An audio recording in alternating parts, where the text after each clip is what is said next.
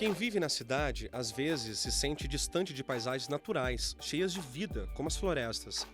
A sensação é de um ambiente fora de nosso alcance, quase uma miragem na linha do horizonte. A evolução humana sempre dependeu das florestas. Elas são fonte de recurso para alimentação, medicamentos, madeira e papel, por exemplo. Nenhuma cidade é construída sem a ajuda de uma floresta. Esses ambientes ocupam 1/3 da Terra e, além de fazerem tão bem para a gente, abrigam uma rica biodiversidade da fauna e da flora. A floresta ajuda a equilibrar o clima e a vida no planeta, mas nem todos os humanos respeitam isso. Quando você está falando de floresta, você está falando de água, Léo. Então não é simplesmente árvore que está em pé. Você está falando de toda uma indústria moveleira. Você está falando da indústria da construção civil. Você está falando de muito mais do que de floresta, você está falando muito mais do que de árvore. No Brasil, mais de 60% do território é coberto por vegetação nativa nos 6 biomas: Amazônia, Caatinga, Cerrado, Mata Atlântica, Pampa e Pantanal. O dado é do Serviço Florestal Brasileiro. O Ministério do Meio Ambiente define floresta como qualquer vegetação que apresente predominância de espécies lenhosas, onde as copas das árvores se tocam e formam corredores verdes. Quando você está falando de florestas, na verdade você está falando de biodiversidade, ou seja, uma porção de insetos, uma porção de árvores, você está falando de cadeia ecológica. Todo um sistema, né? Todo um sistema ecológico, porque quando aumentam as florestas, quando aumentam as flores, quando aumentam as plantas, aumentam os insetos. Atrás dos insetos vêm os predadores dos insetos e assim vem toda aquela cadeia de predadores até os grandes mamíferos. Não é de hoje que as florestas perdem espaço, morrem de verdade. As florestas primárias estão desaparecendo em uma velocidade que preocupa ambientalistas do mundo todo. Uma pesquisa feita pelo Sistema de Monitoramento e Alerta Florestal, o Global Forest Watch, revela que em 2018 o mundo perdeu uma área de matas primárias equivalente ao tamanho da Bélgica. Foram 12 milhões de hectares de florestas tropicais destruídas.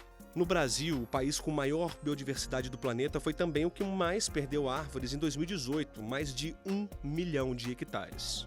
Segundo o estudo, Brasil e Indonésia foram responsáveis por quase 50% do desmatamento das florestas tropicais.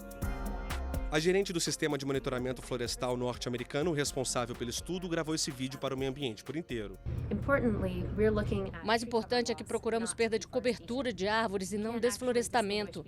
Podemos identificar as perdas naturais daquelas provocadas pelo homem e se essa perda será permanente. O Brasil perdeu mais florestas primárias que qualquer outro país tropical, com 1,3 milhão de hectares em 2018. Esse número caiu em relação a 2017, mas é superior ao registrado entre 2007 e 2015. Ainda de acordo com o levantamento, centenas de países assumiram o compromisso de reduzir ou eliminar o desmatamento até 2020. Mas os números divulgados mostram que o mundo caminha na contramão do objetivo. Como mostramos agora, o Brasil liderou o desmatamento de áreas que nunca haviam sofrido interferência humana. E tudo isso apesar da legislação ambiental bastante rigorosa.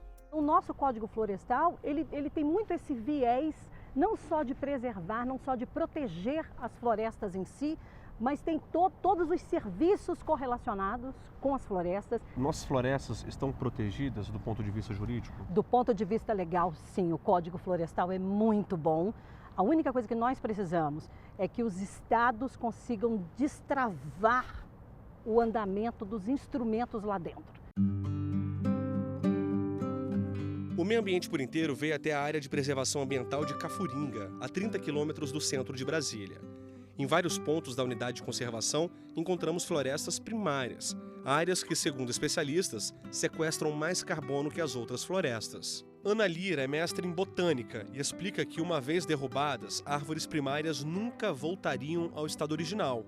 Até aí tudo bem, mas você seria capaz de identificar uma área que nunca foi explorada? A gente tem que saber que espécies compõem essa comunidade de vegetação. Muitas espécies que têm valor econômico, madeireiro, foram extraídas dessa floresta. E quando a gente olha por fora, a gente não vai ver esse buraco, né? Mas a nível do ecossistema, são elos que se perdem, né? São espécies que abandonam o sistema, que são essas que são extraídas pela madeira. Então, quando a gente olha aqui, a gente fala, nossa, muito bonito, mas realmente a gente não pode afirmar que é uma floresta original. Cafuringa já foi muito explorada por fazendeiros, antes de se tornar área ambiental protegida na década de 1990. Todos os serviços ambientais que também a gente precisa de água, a gente precisa de um ar puro, isso vem das áreas naturais. Isso aí não vai ter fábrica nenhuma que um dia vai poder realmente produzir isso para a gente, né? Floresta primária é referência, é o retrato inicial de um ambiente, a essência e a originalidade de cada espécie.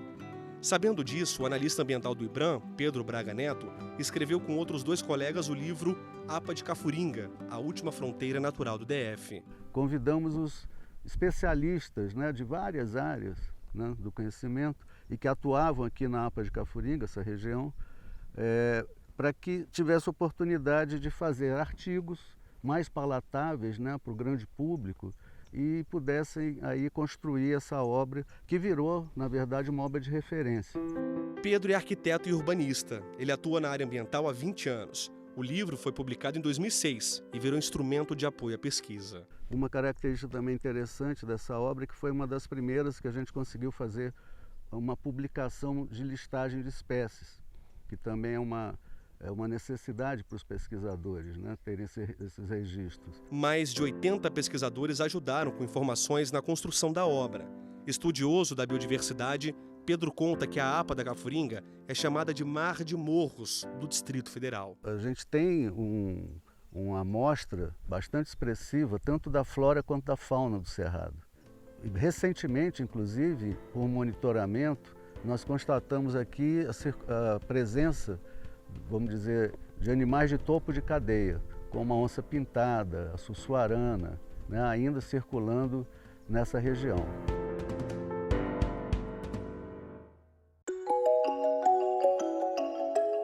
No próximo bloco, você vai conhecer os desafios de quem combate o fogo para salvar nossas florestas. A gente volta já.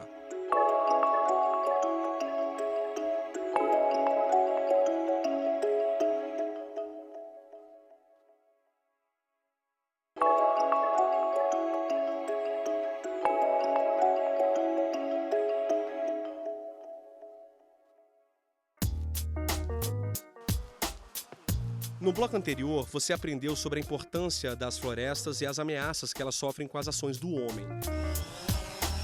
Vamos mostrar agora como a tecnologia tem ajudado a proteger esses ambientes. Essas imagens são um mapeamento por satélite da ocupação territorial do Brasil. A ferramenta online mostra dados dos últimos 33 anos. É uma volta ao tempo que revela como nossas florestas vêm perdendo espaço. O projeto envolve empresas, instituições de pesquisa e universidades. A gente está descobrindo um jeito de fazer esses mapeamentos de uma forma muito mais barata do que normalmente é feita no Brasil. O que a gente está trazendo com o MapBiomas é uma outra forma mais barata e mais rápida. E acho que uma das nossas intenções é que até o INPE venha fazer parte dessa iniciativa. Mário é biólogo, doutor em ecologia e coordenador de monitoramento da ONG ambiental The Nature Conservancy. Mário conta que os dados são de acesso livre a todas as pessoas pelo portal www.mapbiomas.org. O site mantém o maior banco de dados sobre cobertura e uso da terra já levantados para o Brasil. A tecnologia permite conhecer os impactos que os biomas sofreram nas últimas 3 décadas.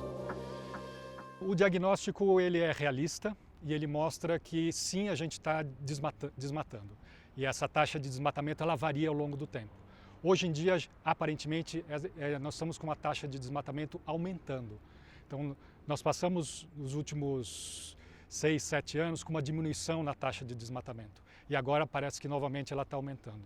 Ainda de acordo com o biólogo, na década de 1980 houve o maior desmatamento do país. O cenário melhorou um pouco, mas o passivo ambiental ainda é grande. A gente tinha revertido isso. A gente estava com um caminho da parte ambiental de controle, de fomento à utilização de outros espaços que não a floresta, e a taxa vinha caindo. E agora parece que ela está subindo novamente. A notícia é ruim, é verdade, mas há um lado bom. Embora o desmatamento tenha avançado, o Brasil ainda tem metade do seu território coberto por florestas. O cenário ele é preocupante porque mostra esse aumento de desmatamento, mas a gente ainda tem muito potencial e a gente ainda tem tempo para cuidar se a gente começar agora. A A expansão das cidades e do agronegócio são as principais ameaças às nossas florestas. Mas há outras ações do homem que prejudicam a saúde da natureza. O fogo descontrolado, por exemplo, desequilibra o ecossistema, tira a vida de centenas de espécies de plantas e bichos de todos os tamanhos.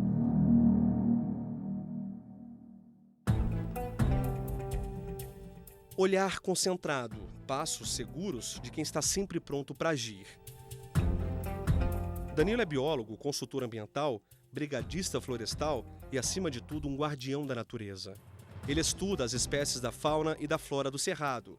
No período seco do ano, ele ajuda a combater incêndios em áreas verdes. Quando a gente chega numa situação de um sinistro, de um grande incêndio, a primeira coisa a se fazer é a gente se reportar, né, aos coordenadores, que a gente chama, que é estipulado o SCI, que é o Sistema de Comando de Incidentes. Então ali vai ter uma cadeia única de comando, e essa cadeia única de comando eles vão direcionar, né, as pessoas, a turma da brigada, a turma dos guarda-parques, para as linhas onde tem a maior prioridade. Além de combater as chamas, o brigadista florestal monitora e faz a prevenção do fogo. O profissional também leva a educação ambiental para comunidades que vivem próximas às unidades de conservação. Mesmo com a experiência de anos, Danilo costuma dizer que eles têm um único adversário como brigadista florestal. É um único inimigo, que é o fogo. O resto, quem está ali combatendo, quem está na logística, nós fazemos parte do mesmo time. Então, acho que a nossa maior dificuldade mesmo é vencer o grande dragão, né, um grande incêndio florestal, mas principalmente a topografia, a forma de caminhar. Geralmente são locais de difícil acesso, né? O fogo ele não escolhe lugares fáceis, ele vai entrando mesmo em lugares de difícil acesso. E, ao meu ver, o mais difícil para a gente é o nosso deslocamento adentrando a mata, porque a gente carrega materiais pesados, a bomba costal mesmo, vale ressaltar, ela pesa 25 quilos, que são 20 litros de água, mais o peso da bomba costal. Então a gente tem que caminhar durante horas, durante quilômetros, porque a gente não sabe se chegar lá no fogo a gente vai ter a disponibilidade do recurso água, né? O amigo que Danilo abraça é o Tiago, de 33 anos, que trocou a bandeja do restaurante que trabalhava pelos equipamentos de um brigadista florestal. A história é a seguinte: o Danilo frequentava um restaurante em que Tiago trabalhava. Os dois sempre conversavam sobre as queimadas. Ele falava, é assim, assim assado, vai acontecer em tal época, né? Então acabou me prendendo mesmo e hoje é só agradecer a ele aí e seguir, né?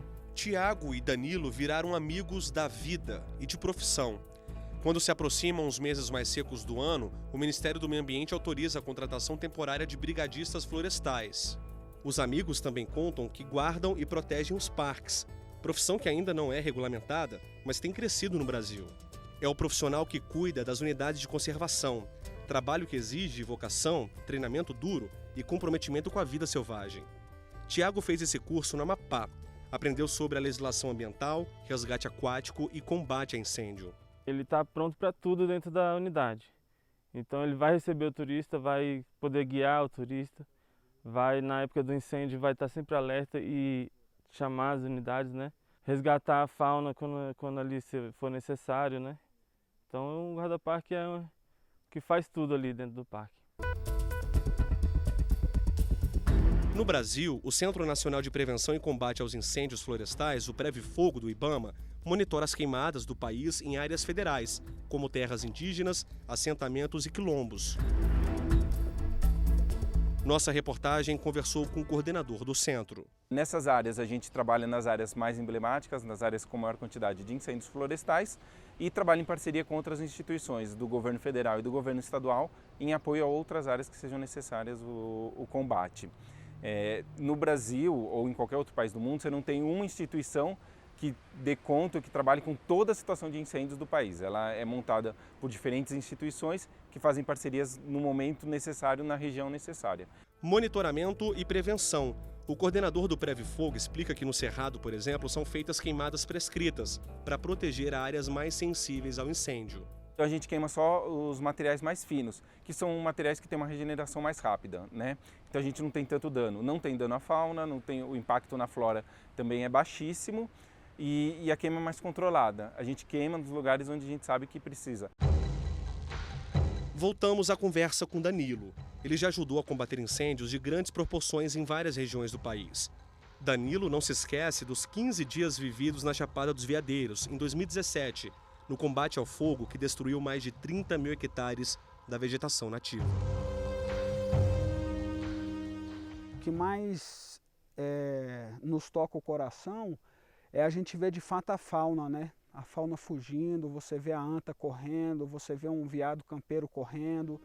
A gente teve uma situação na Serra da Canastra que foi muito triste, de um tamanduá-bandeira. Ele saiu de dentro da linha do fogo com a cauda dele. O tamanduá-bandeira é um animal, por ter sua característica, a cauda muito peluda, né? Muito volumosa. A gente viu um animal saindo do fogo, pegando fogo. Tentamos correr atrás, tentamos de alguma forma salvá-lo e assim, ele não entendia que a nossa intenção era correr atrás dele para apagar o fogo, né? Então a gente infelizmente não conseguiu, perdemos contato com esse animal, mas assim, o que eu vejo que é o mais triste mesmo desses combates que a gente vai é a mortandade dos animais. No incêndio florestal, cada segundo conta. Danilo segue na empreitada e quer saber se o Thiago se arrependeu de ter trocado o trabalho de garçom para ser um protetor ambiental? De forma alguma. E até convido todo mundo aí que queira ajudar, que queira fazer o curso, que esteja nessa luta ambiental. Vamos juntos.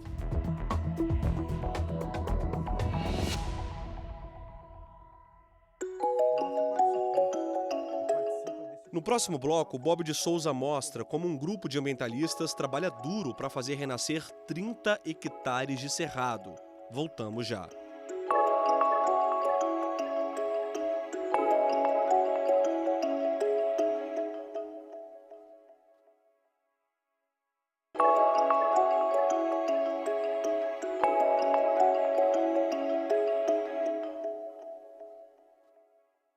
Abrimos esse bloco do programa falando de restauração de áreas bastante degradadas, mas uma restauração com espécies nativas. E muita gente acha que reflorestamento significa plantar mudas de árvores.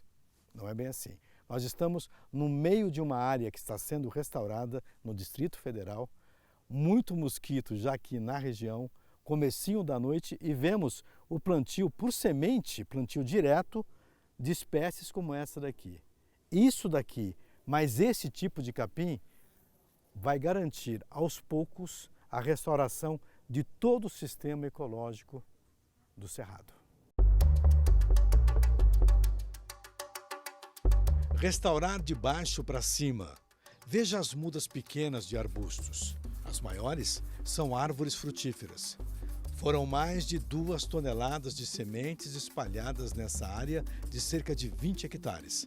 É um assentamento que recebe o plantio direto, sob orientação de técnicos agrícolas e de analistas ambientais. A restauração começou em setembro de 2018 e ainda há resquícios da infestação de capim exótico, o braquiária. As formigas cortadeiras cavam a nova casa. Em breve, haverá comida para todas as espécies do bioma. O projeto tem a cooperação do ICMBio, Instituto Chico Mendes de Conservação e Biodiversidade. O braço forte do reflorestamento é a rede dos coletores de sementes. Então esse trabalho aqui é parte desse incentivo ao mercado de sementes nativas do Cerrado. 2 toneladas de sementes de espécies nativas tem um custo relativamente alto, né? Tem um custo alto, mas na verdade um custo que é muito menor do que a prática usual de restauração que tem sido utilizada hoje, que é o plantio de mudas, né? Com o mesmo valor utilizado para restaurar 1 hectare com plantio de mudas só de árvore, a gente consegue restaurar pelo menos 2 hectares, incluindo árvores, arbustos e gramíneas. Todas essas plantas estão vendo aqui. O sistema completo. O sistema completo cobrindo a área toda. E todo o trabalho feito no Cerrado tem uma motivação extra em relação aos outros biomas. E o Cerrado tem uma questão especial associada a ele, que é a questão de ser o berço das águas, todo mundo sabe, né? E essa característica do Cerrado depende dessa diversidade de tipos de plantas. Se fosse só floresta aqui no Cerrado, a produção de água não seria tanta como é. né? A gente precisa das árvores, dos arbustos e das gramíneas, todos misturados, formando a vegetação de savanas que a gente conhece. E qual é a sua expectativa em relação a esse projeto aqui? Esse projeto, pelo que a gente vê aqui, está dando muito certo. Era aquilo e hoje é isso aqui, uma área com diversidade. Uma área que está produzindo água, uma área que tem polinizadores nativos que facilitam também a agricultura. O projeto que abriu as portas para os coletores de sementes foi criado há uns 10 anos pelo governo federal e acabou sendo uma alavanca social entre quilombolas e povos da floresta. E os benefícios não param aí, não. Esse assentamento abriga 40 famílias de produtores. Mas o laço social é ainda maior. As pessoas estão, além de prover todos esses serviços ambientais, além de conservar a biodiversidade, ainda estão gerando renda com o cerrado em pé. Você pega uma área de reserva de cerrado, você consegue coletar sementes lá, vender essas sementes para fazer restauração, ou seja, gerando renda. Uma renda alternativa bastante importante, especialmente para pequenos produtores rurais. Agora, vamos confirmar com o seu Deonei como está o plantio em corredores ecológicos que já foram plantados aqui no assentamento. Plantamos milho, plantamos feijão. Mas diz que é um milho diferente, né? O milho é um crioulo? Milho crioulo. O feijão também é crioulo ou não? Feijão não. Ele feijão não. Já tinha sido plantado várias vezes e a segunda planta, né? Sei. E o milho ficou bom? Ficou bom. A espiga ficou viçosa? Boa, fizemos pamonha. Eita. Muita pamonha. A animação do agricultor contagia toda a equipe técnica de restauração. Quer um exemplo? Ouça o que o Vinícius vai falar. Como é que você qualifica esse projeto aqui? Eu qualifico como inspirador. A gente aprende na faculdade a derrubar a mata para plantar a lavoura, para fazer o pasto, né? E aquilo ali nunca me respondeu as perguntas que eu tinha como futuro profissional, né? Não era o caminho que eu queria seguir, eu queria fazer diferente daquilo que eu estava aprendendo na escola, né? E tive que fazer uma faculdade paralela, que era buscando os caminhos da agroecologia, da agrofloresta, porque naquela época estava engatinhando. E quando eu vi aqui uma perspectiva de restauração do cerrado, para trazer o cerrado de volta e não trazer uma mata, algumas árvores que às vezes nem são do cerrado mesmo, né? Fiquei muito feliz porque a gente chega muito mais próximo do cerrado como ele realmente é por meio da semeadura direta. Um dos maiores problemas quando se pretende restaurar uma área como essa daqui, você viu, o solo já está bastante arenoso, é o cuidado que se deve ter com o material que vem de fora, as espécies exóticas. Esse daqui, por exemplo, é um capim que não faz parte das espécies do cerrado.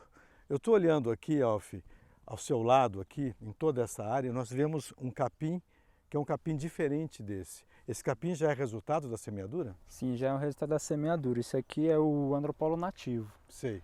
Aqui nessa área aqui em si havia bastante andropolo exótico, que é aquele pé maior, que tampa da altocerona maior, não.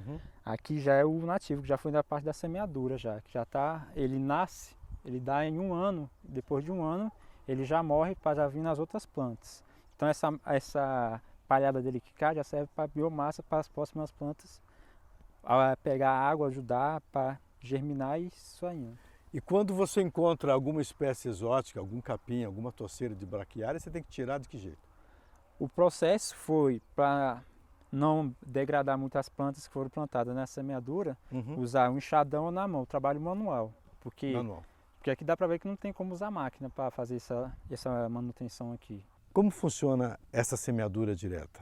Então, a semeadura direta é uma das técnicas de restauração, né, que tem ganhado espaço, porque ela tem condições de trabalhar grandes áreas, né, e com diversidade, com um custo relativamente baixo. É semeado em abundância, grande quantidade de sementes, para elas virem, né, fecharem, criar uma condição de diversidade e criar, como eu disse, a condição de sucessão.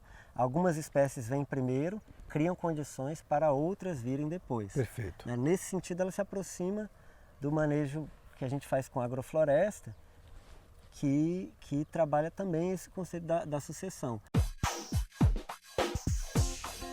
E para finalizar o programa, falamos de um dos maiores desafios da educação ambiental, a formação de agentes florestais desde os primeiros anos escolares. Em São Paulo, a Escola de Engenharia Florestal Luiz de Queiroz encontrou a solução. Como vocês podem ver, agentes mirins estão sendo formados na cidade de Piracicaba, a 150 quilômetros da capital paulista. O projeto Florestas do Futuro ganhou até reconhecimento internacional por sua ousadia.